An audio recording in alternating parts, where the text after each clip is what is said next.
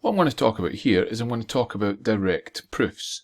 Now what I'm going to do is I want to talk about what a direct proof is, the steps and the ideas that you need to maintain in your head and work with when you're looking at direct proofs, and just a couple of different ways we can do them. It's an important skill that we have to be able to use when we're working with number theory to prove conjectures or situations that we're given in, or even disprove them as well. Now, first thing we need to know is what a proof is.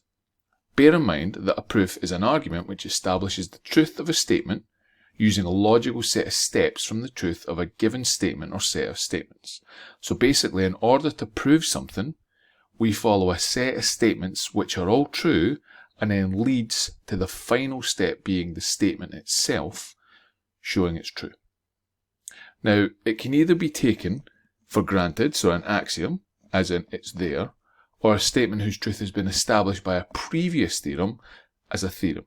So for example, if we were to use Pythagoras within our conjecture and our proof, Pythagoras is a given theorem that we know is true. So we'd be bringing that in as an established proof. Now in a direct proof, we move directly from statements whose truth is given using a series of implications to the truth of another statement. So we take a statement. When we know that that's true, we can then use that to get to the next statement.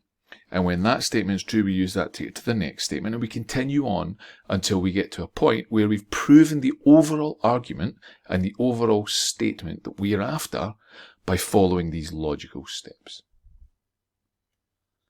Now let's imagine I ask you that given 5x minus 6 equals 2x, prove that x equals 2. Now this would be a simple algebraic equation for us to solve. We'd take away 2x from both sides, and what we'd end up with is 3x minus 6 equals 0. We would then add 6 to both sides, and we'd end up getting 3x equals 6. We'd then divide both sides by 3, and what we'd end up getting is x is equal to 2. So what I've done is I've proven that x is equal to 2. Now in order to do this, I've followed my logical set of steps that we mentioned. Let's imagine that I call the original statement A, and what I've done is I've used A to prove B, which would be this statement here. I then know that B is true, so I've taken B and used it to prove C, which is this statement. We know that C is true, so we then take C and prove D, which is this statement here. So we've followed the logical set of steps using a set of proofs that we've established one after the other to prove the ultimate conjecture that x is equal to 2. This is how a direct proof works. This is the steps that we take in the format that we follow in order for it to be a valid proof that we can work with. Now any direct proof takes this shape. So a number of implications which lead to given the implies the goal, and if the given is true, this proves the goal is true. So basically what we're given implies our ultimate finish. What we then do is we take the given, we prove it's true, and then if we prove that that given is true, the ultimate goal is true. So similarly to what we did there. We're given 5x minus 6 equals 2x.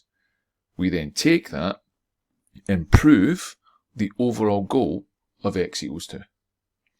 Now, as I've mentioned before, we had the A to B, B to C, B to C to D steps.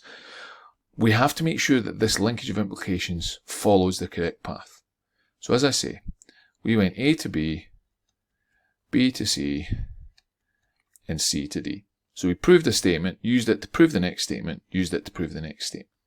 If we were to take A to B, but then jump and take C to prove D, we've no linkage between B and C that we can use for B, which we know is a true statement, to prove that C is true, because we're then taking it to be true without a direct proof of that statement being true. So for example, with this one, if I'd done A to B being 3x minus 6 equals 0, and then I had just jumped straight to x equals 2, I wouldn't have used this middle step, which was the 3x equals 6, to be able to then prove my final step. So we've got to follow this linkage of the implications in order to be able to use the previous truth to prove the next truth and just have it follow some sort of common sense and follow the way that we want the statement to do. Doing any errors means that we can't follow this.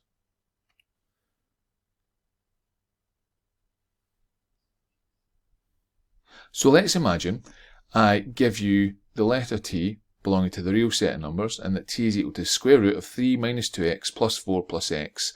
I ask you to prove that x is less than or equal to 7.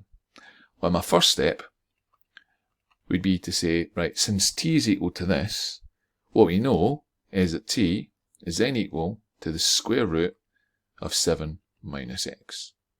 So there's our first one. We've taken this as being A. This is now our statement B. What we're then going to use is take B to prove our statement C. So if this is the case, what we can then say is because of that, t equals 7 minus x must be greater than or equal to 0. If we're taking the square root of something, it must be greater than or equal to 0. There's no way around that.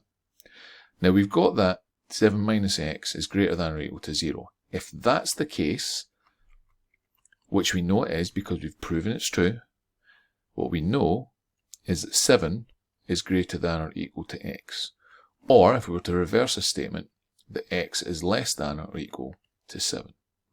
So we've taken the statements, the first statement, we've then used it to prove the second statement, which we've then used to prove the third statement, which we've then used to prove the fourth statement.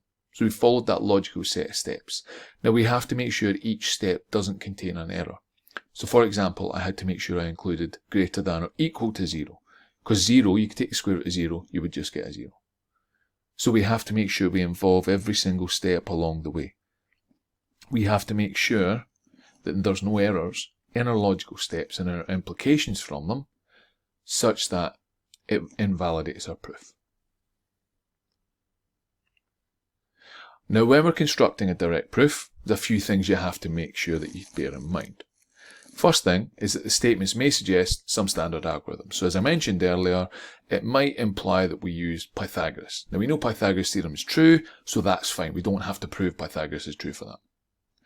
What we also need to know is the format. Now if the number x is known to be even, it's often expressed as x equals 2x. Even number, multiple of 2, it's often expressed like that. Likewise, odd numbers take the form 2k plus 1.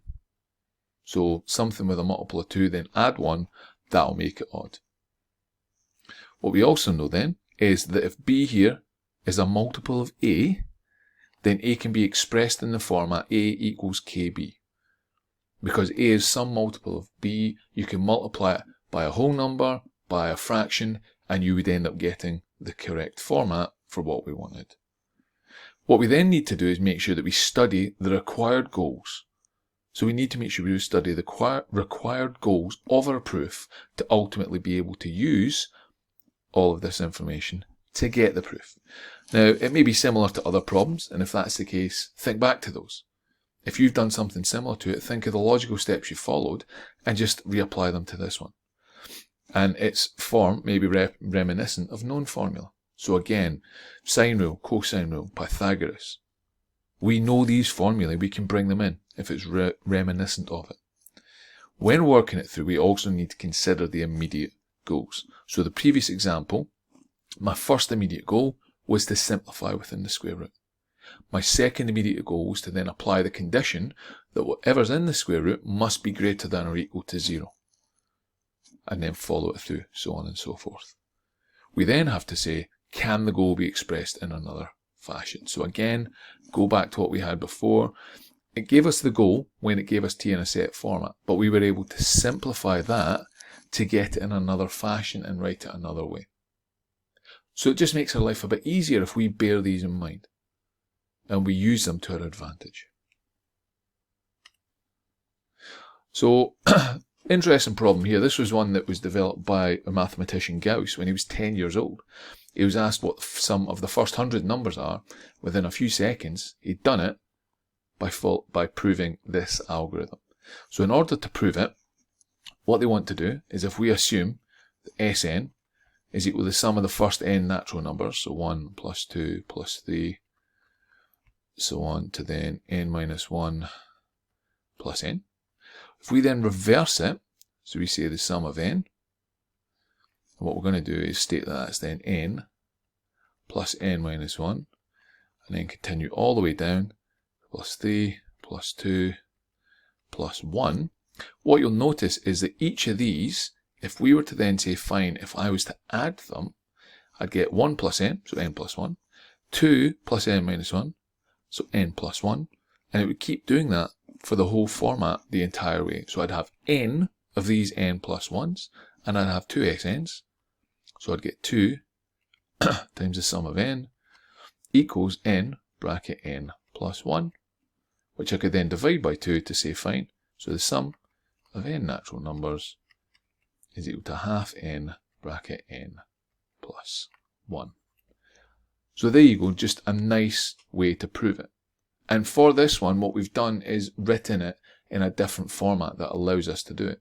So first way that we wrote the sum of the n natural numbers was to go from 1 up to n. We've then looked at it from the perspective of going from n up to 1, essentially, by adding all the way up that way. And because we've done that, we can treat it, if you want, like a chimney sum-esque calculation, add them up, and we get the format that we're after. Now we're also able to prove something by exhaustion. So basically what that means is all the cases for a given situation can be proven separately. Now quite often there will be a limited number of cases within a situation. So the example I've got here is divisible by 2 for all natural numbers. It could be for a range of numbers, or it could be for a set group. Proof by exhaustion means you prove it for every single one of them. It holds for every single one of them, so it works. So if I say prove that n squared plus 3n is divisible by 2 for all natural numbers, I know I've got two cases. I know that for this, I can say that n equals 2k, so that would cover all my even numbers, and that n equals 2k plus 1 would cover all my odd numbers. So if I was to do that, what I'd have is I'd have 2k squared plus 3 times 2k. So I'd have 4k squared plus 6k. I could take out a common factor of 2 here. So I'd have 2 bracket 2k squared plus 3k.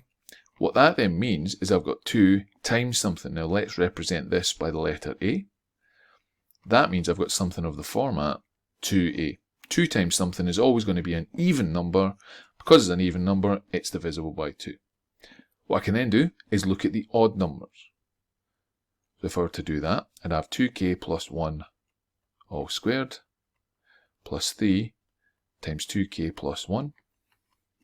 If I then multiply these brackets out, I get 4k squared plus 4k plus 1 plus 6k plus 3. If I then group all of that together, I get 4k squared plus 10k plus 4.